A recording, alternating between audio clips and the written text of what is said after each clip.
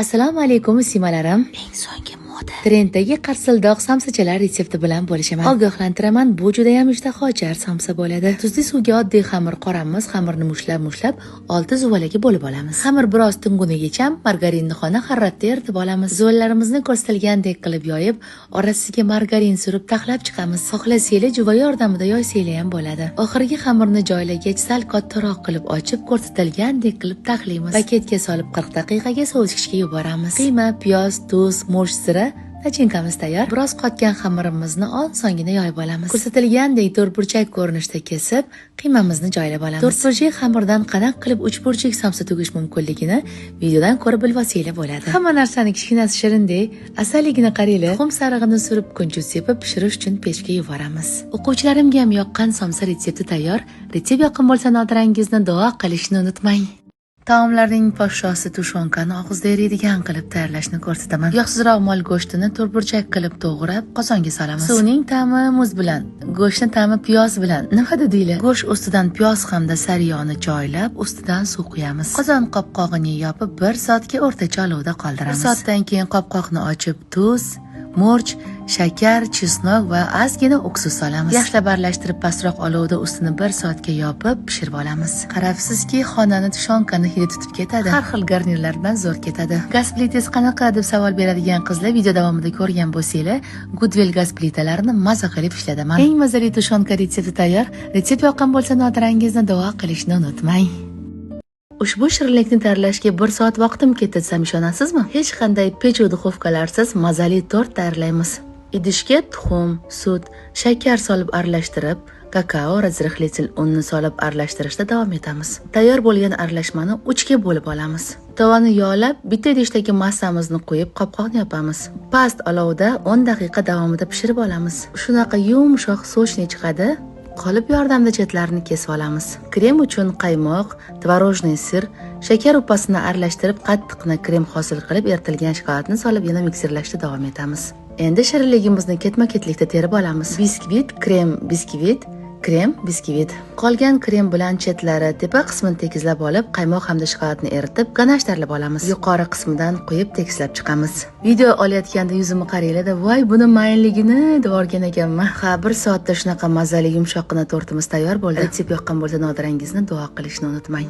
Assalomu alaykum simalarim. Eng ko'p duolar oladigan retseptim bilan bo'lishaman. Idishga tuxumni chaqib solib aralashtirib, iliq suv, iliq sut, shakar, droja, tuz, elangan unni solib yaxshilab aralashtirib olamiz. Shunaqa quyuqlikda bo'lishi kerak. Ustini yopib yarim soat olib qo'yamiz. Hammani o'ziga birdek jalb qila olgan pirimilkini Samarqand sirini olib qirg'ichdan chiqaramiz. Oshib olgan massamiz ustiga mayda to'g'ralgan kolbasa, ko'k piyoz, bolgarskiy hamda sirni solib aralashtirib olamiz. Tovaga yog' solib biroz qizigach, 2 cho'michdan massamizdan solib tekizlab pishirishni boshlaymiz. To'liq retseptni esa video tagida yozib qoldiraman. Tekizlab qopqoqni yopib, usti qurigandan keyin ustini ochib, orqa tarafini aylantirib olamiz. Past olovda yana qopqoqni yopib pishirib olamiz. Qay darajada yumshoq bo'lishi videodan ko'rinayotgan bo'lsa kerak. Bu retsept bo'yicha bir marta tayyorlab ko'rsanglar, qayta tayyorlashinglar aniq. Eng mazali taom retsepti tayyor. Retsept yoqqan bo'lsa, notirangizni duo qilib, mehringiz isboti yurakchani bosib qo'yishni unutmang.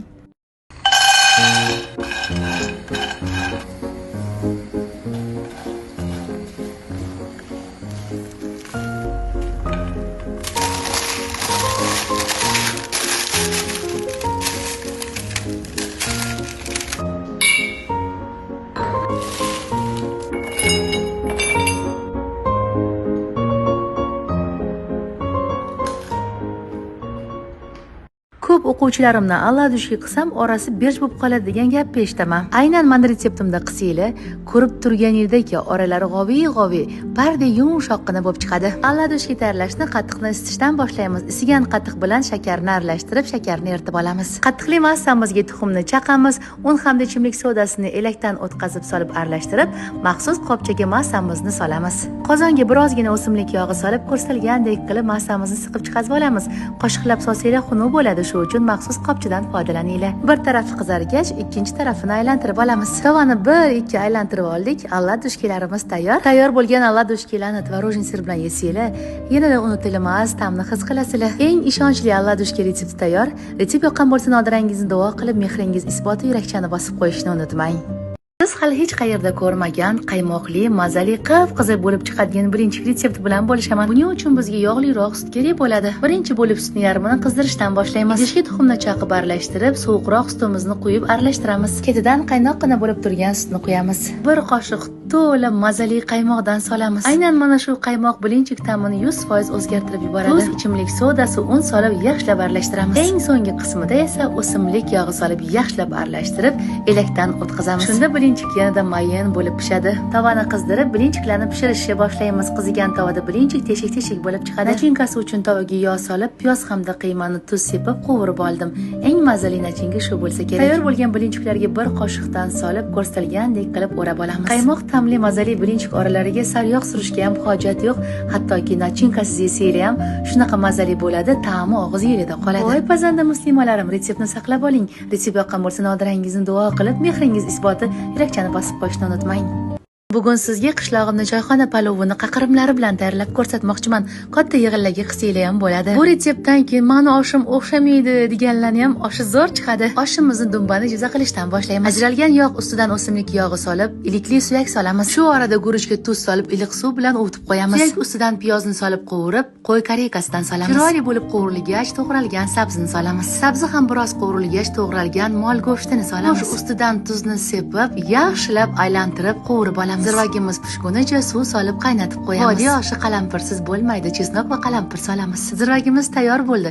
Qalampir hamda chesnokni ko'tarib, zira sepamiz. Guruchni yaxshilab yuvib, ko'rsatilgandek qilib zirvak ustidan solamiz. Bir karra qaynab chiqqach, ustidan yetarlicha qilib qaynagan suv solamiz. Ustidan qalampir chesnoklarimizni qo'yib, oshimizni dimlab qo'yamiz. Vodiyliklar choyxona palovni qaqirimsiz yeyishmaydi. Chesnok, qalampir, ukrop poyasi, garina blanka, murch, tuz sepib idishga solamiz. Bu orada oshimiz ham tayyor bo'ldi. O'zinglar ko'rib choyxona palovga bir baho beringlar-chi. Birinchi bo'lib qozonga tushgan suyak ustidan qaynagan suv solamiz. Qaqirimimiz tayyor. Oshga ortiqcha ta'rif berishga hojat yo'q. Bu nima bu? Nimasan degan osh bo'ldi o'zi ham. Shuncha oshni nima qildingiz Nodirappa deganlar ham topiladi. Bu oshlarni qo'ni-qo'shnilarga tarqatish uchun pishirdim. Indoncha choyxona palov retsepti tayyor. Retsept yoqqan bo'lsa Nodirangizni duo qilib, mehringiz isboti yurakchani bosib qo'yishni unutmang. Deyarli hamma kasalliklar organizmda vitaminlar kamayib, immunitet tushidan boshlanadi. Ayniqsa homiladorlarda homiladorlik boshlanishi bilan qonim kamayib ketdi degan gaplarni ko'p eshitamiz. Homilador ayol ushbu retseptda tayyorlangan sharikchadan har kuni ertalab och qoringa bittasini yeb olsa, to tug'ruqqacha qoni kamaymaydi. Tug'ilgan farzandini ham miyasi kuchli hamda sog'lom bo'ladi. Vitaminga boy shariklar nafaqat homiladorlar, balki o'zinglar, farzandinglar ham yesa bo'ladi. Immunitetlari baquvvat bo'ladi. Uyingizda qora sedana bo'lsa, kunjutga aralashtirib yuborsangiz, ming dardga davo ham bo'ladi. Shariklarni konteynerga solib xohlasanglar sovutgichda, xohlasanglar xona haroratida saqlasanglar bo'ladi. Onajonim retseptlari tayyor. Retsept yoqqan bo'lsa Nodirangizni duo qilib like bosishni unutmang.